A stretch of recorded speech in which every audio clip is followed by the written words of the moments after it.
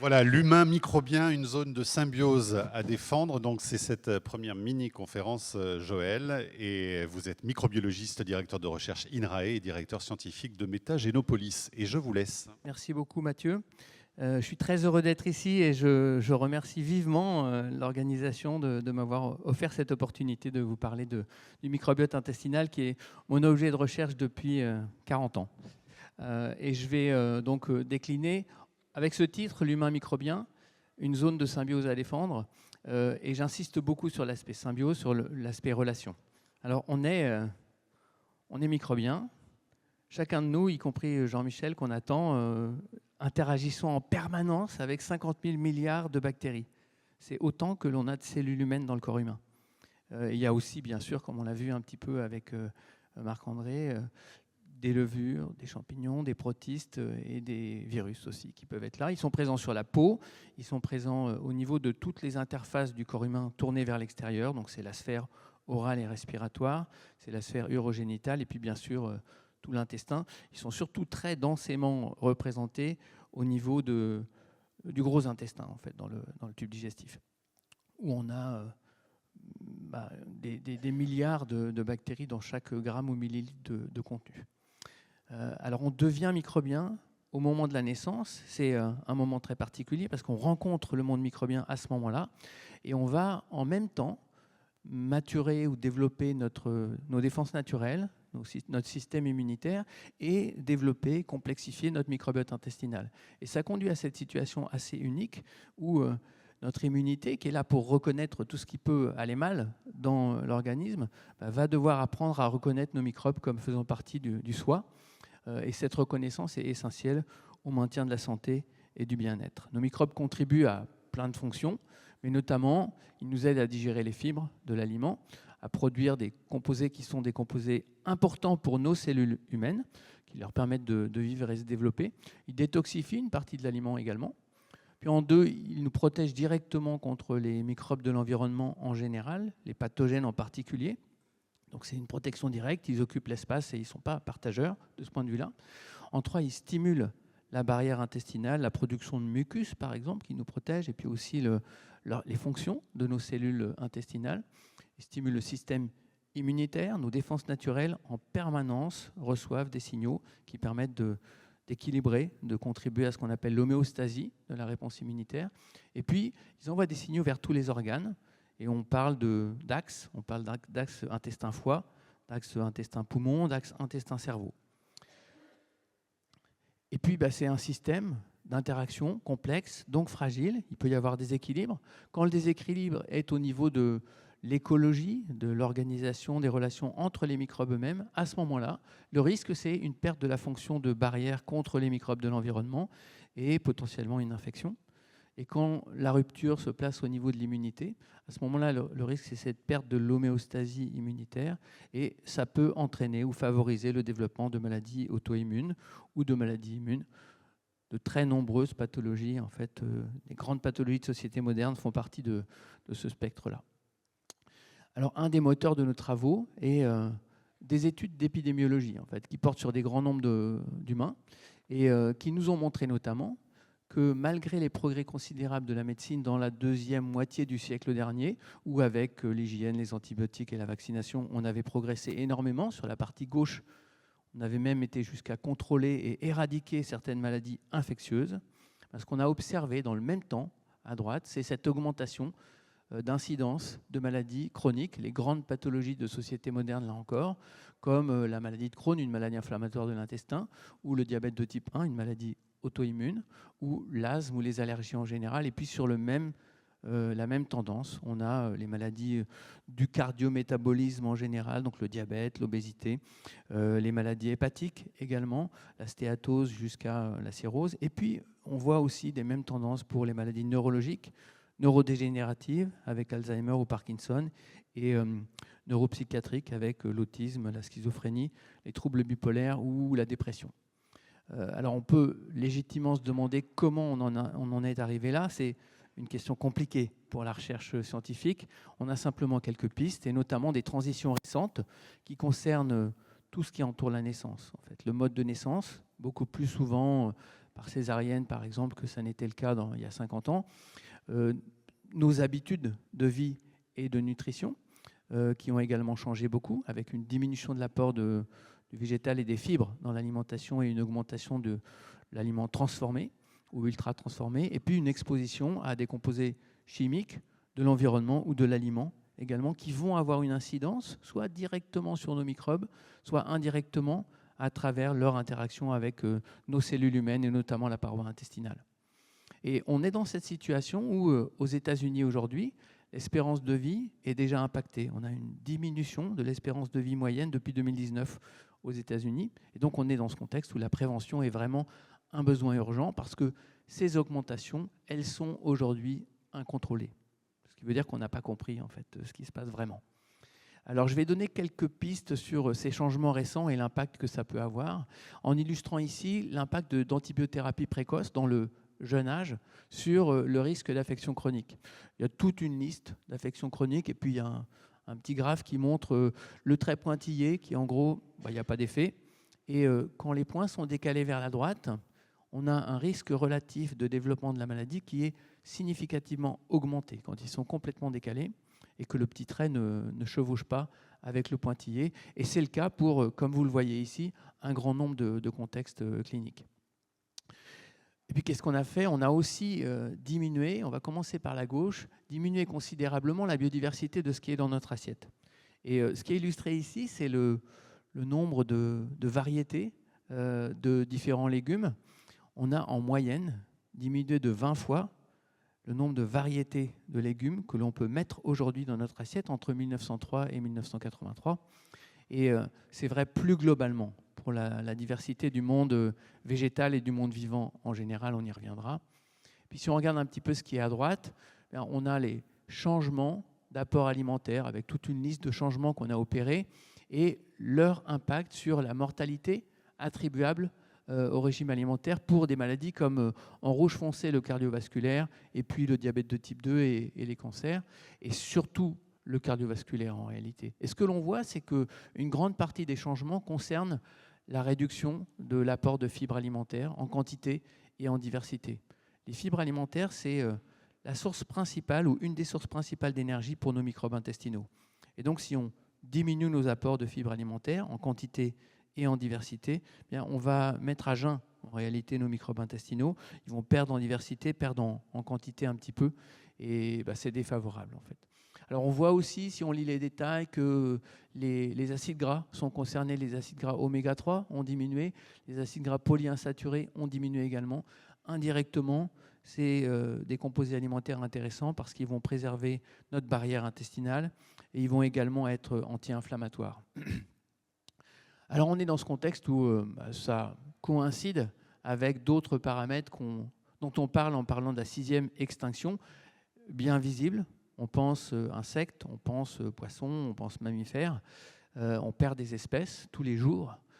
Et c'est ce que Elisabeth Kolbert évoquait en parlant d'une décision, en fait, d'une décision de l'humain, de l'humanité, qu'aucune autre créature a pu vraiment prendre comme décision et qui malheureusement va être ce qu'on va léguer comme héritage aux générations à venir. Et alors, de notre côté, pour moi qui m'intéresse aux microbiotes intestinaux, on s'est posé la question de savoir si les populations humaines qui sont restées à l'écart de la modernité ont une différence au niveau de la richesse de leur microbiote intestinal. Et c'est ce qui nous a conduit à penser qu'au-delà d'une perte de diversité du visible, il y a aussi une perte de richesse de l'invisible, de nos microbes intestinaux notamment. Quand on fait ces comparaisons entre des tribus, par exemple en Amazonie, ou des chasseurs-cueilleurs en Afrique et des populations occidentales, on mesure 50% de perte de richesse et de diversité de nos microbiotes. Donc c'est un élément vraiment important puisque la richesse et la diversité, c'est le support de la résistance et de la résilience, de l'aptitude à récupérer après un stress dans nos écosystèmes intestinaux. Alors, dans nos travaux de recherche, une des questions qu'on a souvent posées est est-ce qu'on peut identifier un microbiote altéré dans des conditions cliniques? Et je liste assez largement ici tout un tas de contextes de l'hôpital en réalité, qui concernent le système intestinal, le métabolisme, l'immunité au sens strict, et puis aussi le système nerveux central, CNS en haut pour l'autisme, la dépression majeure ou la sclérose en plaques. Dans ces cas-là, on a pu effectivement documenter une altération du microbiote intestinal. Et seulement récemment, on a réalisé que ça ne raconte pas toute l'histoire. En fait, l'histoire complète, elle est vraiment une histoire de relation entre l'humain et ses microbes. Et on s'est rendu compte qu'on avait en réalité une altération de la symbiose entre le microbiote et l'hôte. Et l'altération du microbiote était pratiquement systématiquement associée à une hyperperméabilité intestinale, à un état inflammatoire et à un stress oxydatif. Et si on se penche un petit peu sur ces 4 leviers de la relation humain-microbe, on se rend compte que ça peut tourner en boucle. En fait, les uns, les autres peuvent s'auto-entretenir. L'altération du microbiote, notamment son appauvrissement, la perméabilité intestinale, les deux entraînant de l'inflammation, qui entraîne du stress oxydant qui va altérer encore davantage le microbiote intestinal qui est très sensible au stress oxydant. Et c'est vrai dans tous ces contextes. Et pour nous, ça veut dire qu'on a finalement au moins 4 leviers. C'est probablement une vision un peu simple de la réalité des choses, comme toujours en biologie, mais au moins 4 leviers qui seraient actionnables pour le diagnostic, pour le pronostic, la prédiction, mais également pour la prévention et pour la thérapie. Ça n'est pas fait aujourd'hui encore, c'est seulement au niveau de la recherche qu'on explore effectivement ces possibles sur des patients en dépression, par exemple, ou avec des maladies hépatiques. Et donc, quand on a un cercle vicieux comme ça, ce que les théoriciens, les mathématiciens des systèmes complexes nous disent, c'est qu'il n'y a plus de continuum. Et plus de continuum pour ce qui nous concerne ici, c'est plus de continuum entre la santé d'un côté et une pré-maladie ou une maladie de l'autre. Et si on s'appuie sur les travaux de René Thom, un mathématicien français, qui déjà en 1983 publiait à propos des catastrophes ou des transitions critiques dans les systèmes complexes, et puis que reprend Martin Schaeffer récemment en Hollande, en disant que ça s'applique à la nature, à la biologie, mais aussi aux aspects sociétaux et économiques. Ce qui se passe, c'est qu'on a un système, c'est représenté par le petit rond vert en haut à gauche, qui, quand il est soumis à un stress, va se modifier. On prend des antibiotiques pendant 10 jours, notre écosystème intestinal est modifié, parfois même avec des symptômes, et puis il va revenir à son état initial, donc il reste dans la résilience. Si on va au-delà de sa robustesse, à ce moment-là, c'est là où on risque de le faire basculer dans un état d'équilibre alternatif. C'est le moment où on va activer le cercle vicieux et où les choses vont potentiellement s'entretenir au point que même si on retire les conditions de stress, on peut avoir une coexistence d'états stables, alternatifs des deux états, en fait, et y compris de l'état qui peut être un état de pré-maladie ou de maladie. Et la condition nécessaire à revenir à l'état initial peut être très compliquée, voire impossible dans certains cas.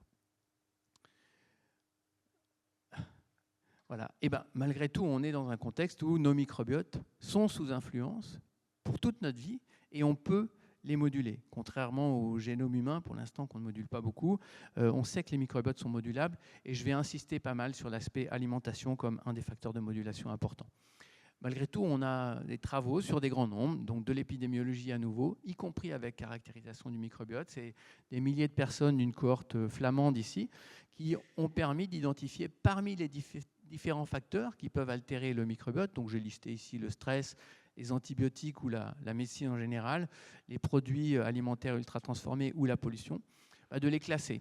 Et ce qu'on voit, c'est que le premier facteur en termes d'impact, c'est les médicaments ou les traitements.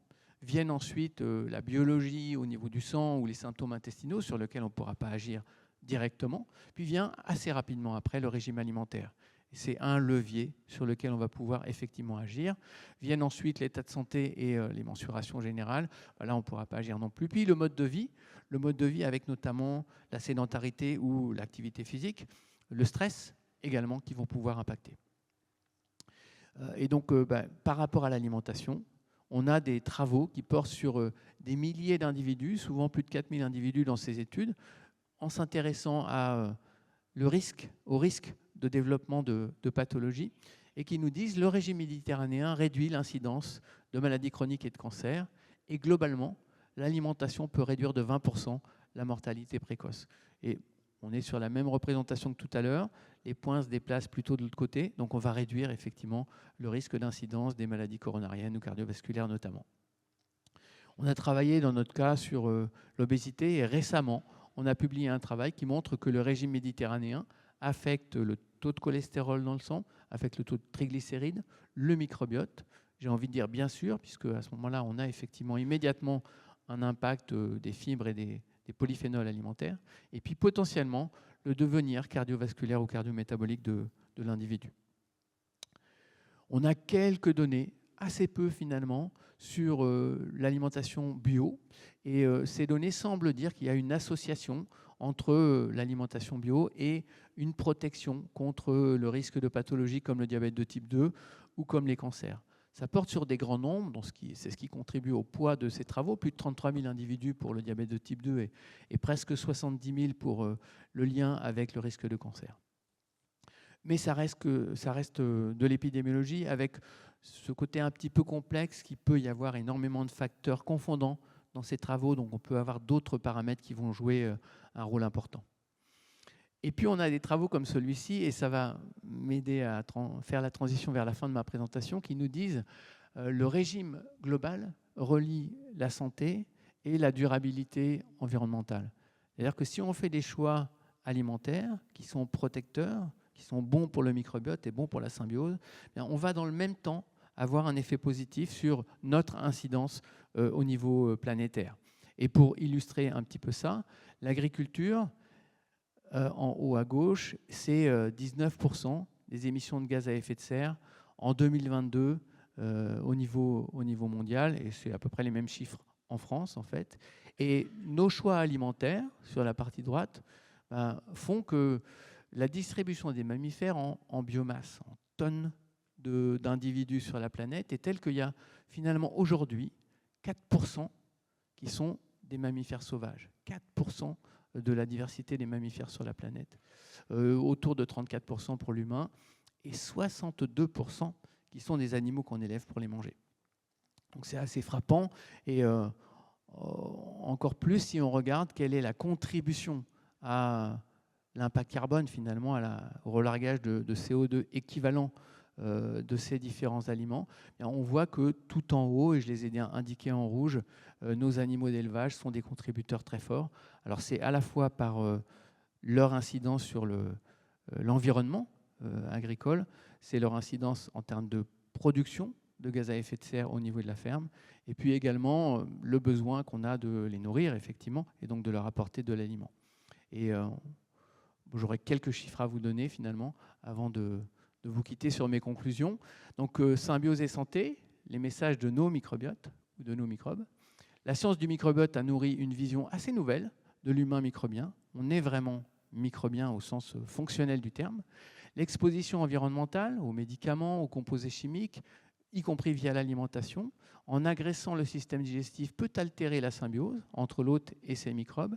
Et dans ce contexte-là, la nutrition, dans la nutrition, le végétal, y compris la couleur du végétal qui est l'apport de polyphénol, mais aussi les fibres bien sûr, et puis les acides gras oméga 3, et puis des microbes alimentaires également, sont des actifs qui sont vraiment essentiels pour la prévention contre l'altération de la symbiose. Et comme je l'évoquais à l'instant, un système alimentaire promoteur d'une alimentation vivante et préventive pour l'humain microbien est aussi favorable à la santé planétaire. Je me suis fait un petit mémo parce que j'ai du mal avec les chiffres, mais l'empreinte carbone moyenne du français, c'est presque 10 tonnes de CO2 équivalent par an. La viande une fois par jour, c'est 2,2 tonnes. C'est l'équivalent de l'impact carbone d'un aller-retour Paris-New York ou un petit peu plus.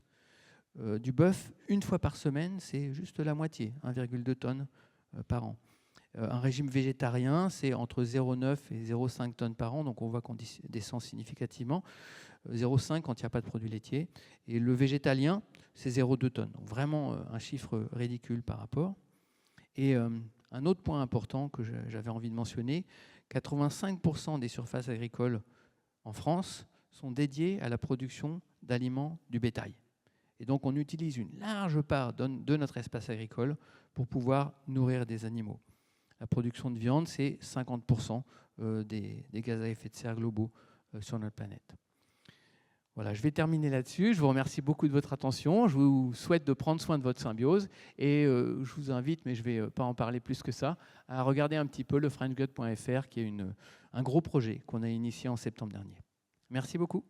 Merci beaucoup, Joël Doré. Allez, c'est passionnant et je suis sûr que vous avez des questions à poser, donc profitez-en parce qu'on a 10 minutes devant nous. Donc, qui souhaite poser la première question? Est-ce qu'on a des micros pour la salle? Oui, c'est ça. Voilà. Allez, qui souhaite commencer? Ne soyez pas timide, c'est toujours la première question la plus compliquée à poser. Et puis ensuite, vous allez tous vouloir en poser une. Donc, n'hésitez pas. Sur ce microbiote intestinal, sur la façon peut-être d'en prendre soin, sur la question de l'alimentation. Joël Doré, est-ce que vous pourriez nous dire comment vous avez été amené? Parce que vous disiez, ça fait 40 ans que vous travaillez sur cette question-là. Comment? Oui. Alors, ce n'était pas du tout aussi j'allais dire populaire qu'aujourd'hui. Le monde a changé. Ouais. Et il y a 40 ans, qu'est-ce qui vous a intéressé, vous, sur cette question-là? Alors, initialement, j'ai travaillé sur le microbiote intestinal animal. Et je suis tombé tout petit dans la symbiose, au sens où je travaillais sur la vache, le ruminant, et donc sur les microbes qui sont dans le rumen. C'est le premier compartiment, ça fait 100 litres chez une belle vache.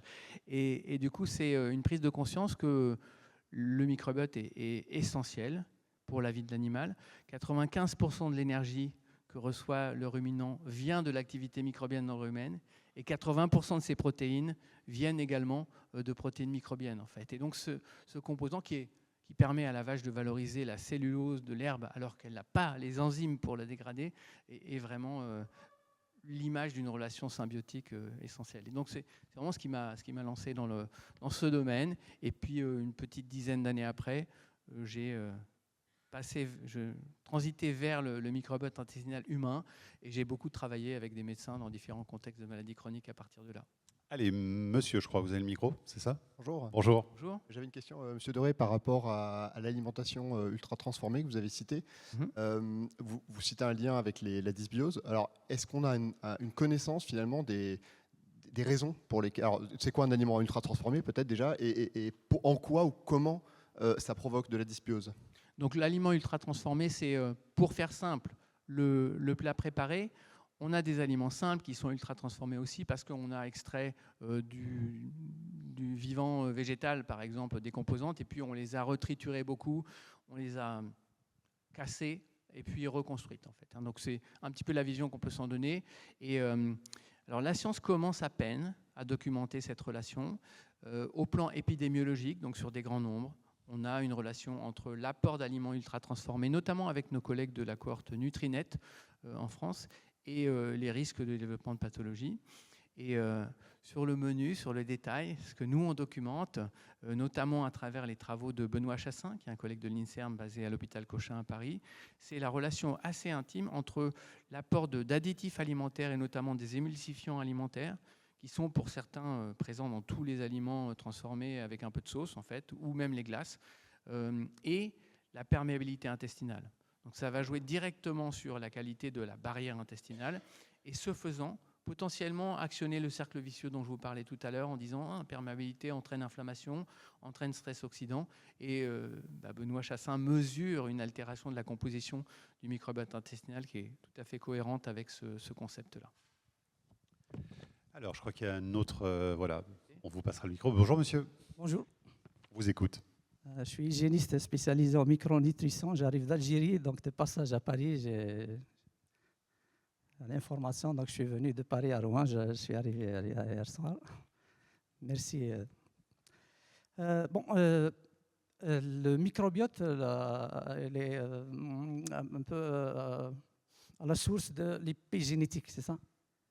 Actuellement, on parle d'épigénétique. On parle d'épigénétique. Oui, les microbiotes ont... Il peut être un des acteurs. Des acteurs. Alors, ma question, ce n'est pas celle-là. Ma question, c'est par rapport au groupe sanguin. En lisant le livre, le méga étude de Peter d'Adamo, donc il y a la relation entre l'alimentation et le groupe sanguin. Quel est le rapport, la relation entre le microbiote et là, c'est une colle pour moi. C'est une colle pour moi, je ne sais pas, à vrai dire. Je sais qu'il y a une relation entre groupe sanguin et reconnaissance de signaux, et ça peut avoir une incidence sur notamment comment l'immunité reconnaît ou comment les cellules humaines reconnaissent ou sont reconnues par des virus, par exemple. Mais sur le microbiote en tant que tel, je ne peux pas vous apporter d'éléments, j'en ai pas en fait. Et je ne pense pas qu'il y a beaucoup de travaux pour l'instant qui ont été développés autour de ça.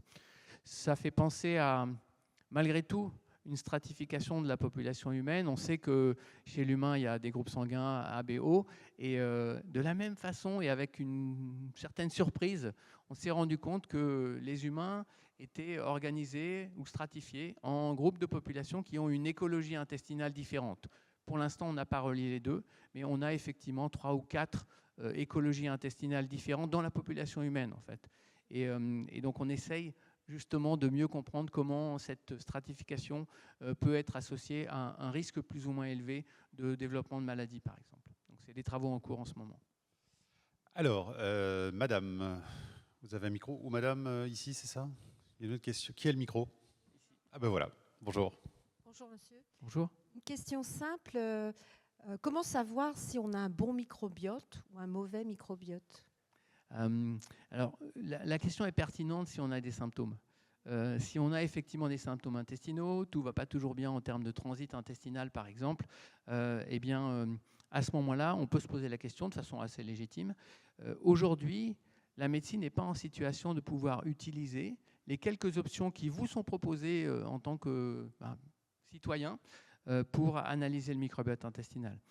Peut-être vous avez vu, il y avait une tribune dans Le Monde il y a 2 semaines, je crois, qui expliquait justement ça. Comment les sociétés qui proposent la photographie du microbiote et qui vous rendent un rapport d'une 40aine de pages avec des belles images qui vous montrent comment vous êtes par rapport à leur population de référence, cet aspect-là ne peut pas être utilisé aujourd'hui par la médecine parce qu'il n'y a pas les standards, parce qu'il n'y a pas nécessairement les grands nombres et puis surtout parce qu'il n'y a pas aujourd'hui la preuve du bénéfice pour le praticien dans sa pratique au quotidien et dans la prise en charge du patient.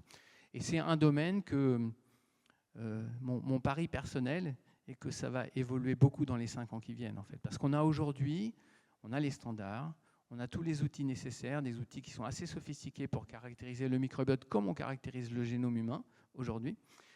Et par contre, il faut qu'on mette en place tout le parcours, la chaîne de valeur qui permet effectivement de construire l'information et même de la rendre lisible pour le praticien, pour qu'on puisse avancer vers la preuve du bénéfice clinique en aval. Et donc, vous pouvez payer pour avoir la photographie de votre microbiote intestinal. Elle ne sera utile qu'à vous, en réalité, et pas forcément nécessairement très facile à interpréter aujourd'hui. Donc pour l'instant, les tests ne sont pas fiables. On en reparlera tout à l'heure avec une de nos invités qui a signé justement cette tribune dans Le Monde. Alors, autre question. Allez, excusez-moi. Bonjour. Est-ce que vous pouvez préciser un petit peu ce concept de perméabilité intestinale? Est-ce que c'est dû au mucus intestinal? Est-ce que c'est dû au fonctionnement des cellules? En quoi le microbiote joue là-dedans, si vous pouvez préciser un peu? Oui. Donc on a le tube digestif, on a la paroi, l'épithélium intestinal. L'épithélium intestinal qui sépare le contenu de l'intestin, qui va petit à petit devenir nos selles en fait, et la voie sanguine, c'est une monocouche de cellules humaines. Il n'y a qu'une couche en réalité qui sépare tout ça. En dessous, il y a l'immunité, le système de défense, et puis il y a aussi des neurones, il y a aussi des muscles. Et cette monocouche, ce sont des cellules qui sont accrochées les unes aux autres avec des mécanismes d'adhésion et qui peuvent être plus ou moins fragiles. Donc ça peut les écarter et à ce moment-là laisser passer. Et c'est ce qu'on appelle la perméabilité en fait. Ça devient un petit peu une passoire. Ça va laisser passer tout un tas de petites molécules qui sont dans le contenu intestinal et certaines qui vont être perçues par le système immunitaire comme des agressions et qui vont conduire à une réponse inflammatoire immédiatement ou assez rapidement. Quand on boit 2 verres d'alcool fort ou quand on est très stressé, en réalité, on a immédiatement une perméabilité intestinale qui s'installe. Dans ces 2 cas assez différents, finalement, on a immédiatement de la perméabilité intestinale et ça s'accompagne souvent d'altération du transit, mais aussi de risques en fait, de passage, y compris parfois de passage de bactéries entières qui vont, quand elles arrivent dans la voie sanguine, forcément entraîner une réaction inflammatoire majeure pour éliminer cette agression. En fait. Allez, encore 2 questions malheureusement, parce que le temps passe, on a un tout petit peu de retard. Madame?